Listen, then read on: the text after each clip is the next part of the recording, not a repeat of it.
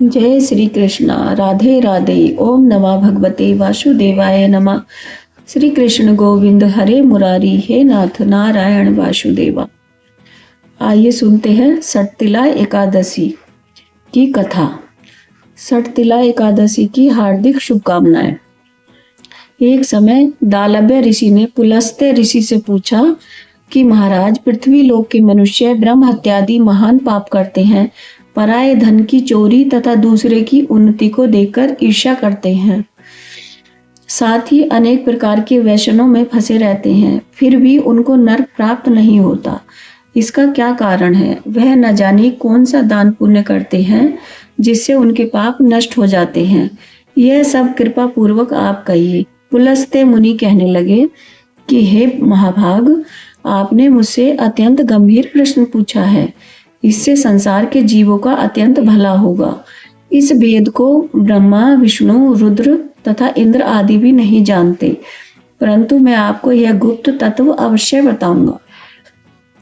माघ मास के लगते ही मनुष्य को स्नान आदि करके शुद्ध रहना चाहिए और इंद्रियों को वश में करके तथा काम, क्रोध, लोभ, मोह, अहंकार, ईर्ष्या और द्वेष आदि का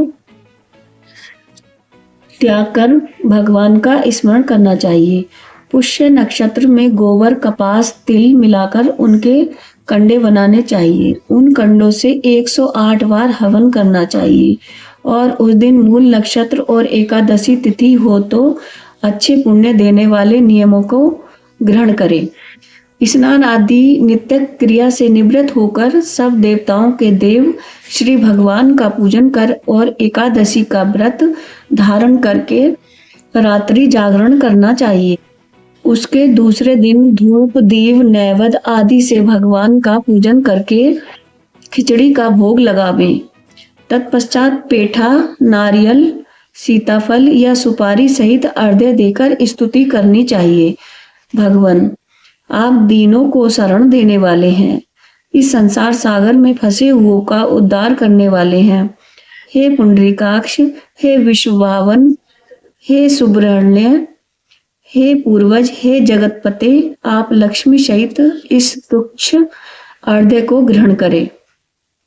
इसके पश्चात जल से भरा हुआ कुंभ या घड़ा ब्राह्मण को दान करें तथा ब्राह्मण को श्याम, गो और तिल पात्र देना भी उत्तम है।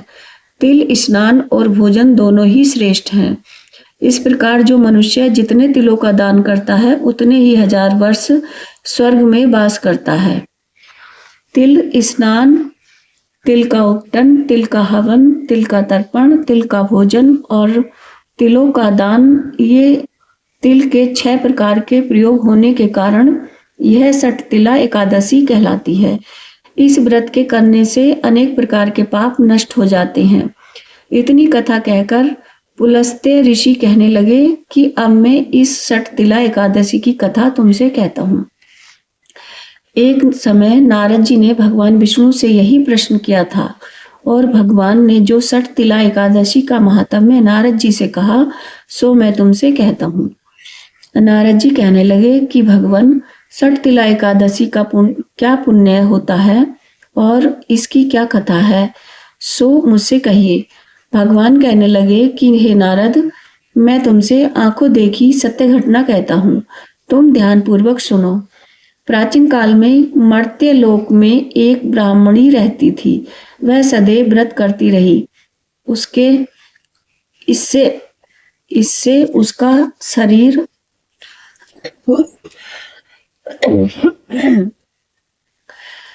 उसका शरीर अत्यंत दुर्बल हो गया। यद्यपि वह अत्यंत बुद्धिमान थी, तथापि उसने कभी देवताओं या ब्राह्मणों के निमित्त अन्न या धन का दान नहीं किया था। इससे मैंने सोचा कि ब्रह्माणी ने व्रत आदि से अपना शरीर शुद्ध कर लिया है, अब इसको विष्णु लोक तो मिल ही जाएगा, परंतु इसने कभी अन्नदान नहीं किया है, इससे इसकी तृप्ति होनी कठिन है।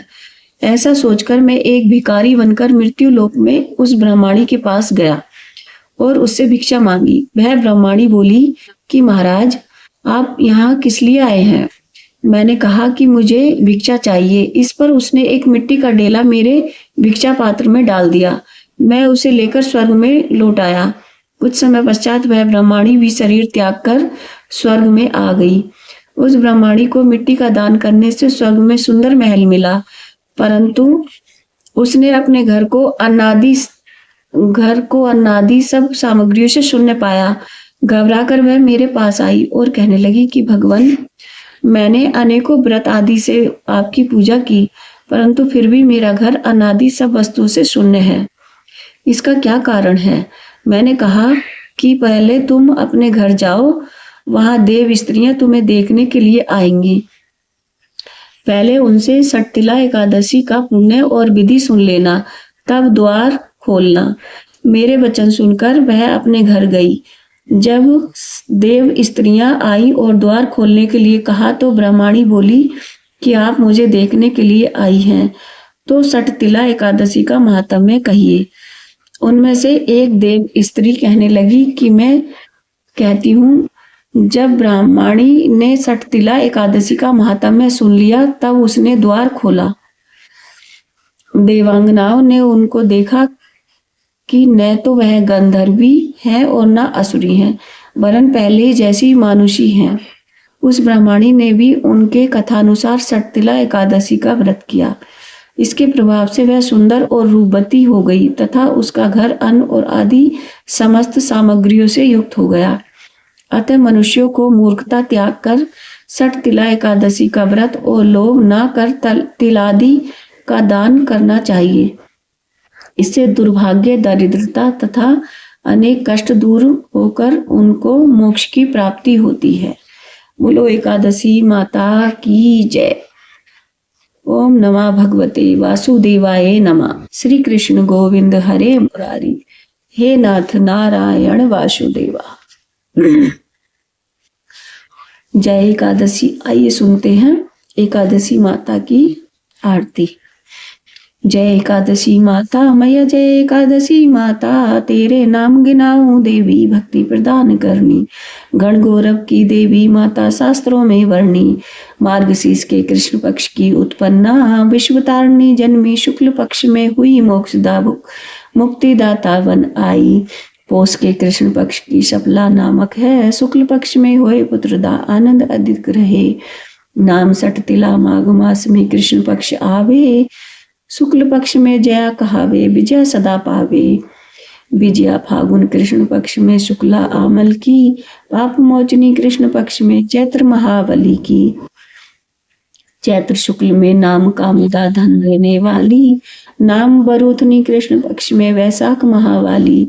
शुक्ल पक्ष में होए मोहनी अपरा ज्येष्ठ कृष्ण पक्षी, नाम निर्जला सब सुख करनी शुक्ल पक्ष राखी। योगनी नाम अषाढ़ में जानो कृष्ण पक्ष करनी, देव सैनी नाम कहायो शुक्ल पक्ष धरनी। कामिका श्रावण मास में आवे कृष्ण पक्ष कहिए, श्रावण शुक्ला होए पवित्रता आनंद से रहिए। अजा भाद्रपद कृष्ण पक्ष की परिवर्तनी शुक्ला, इंद्रा अश्विन कृष्ण पक्ष में व्रत से भव सागर निकला।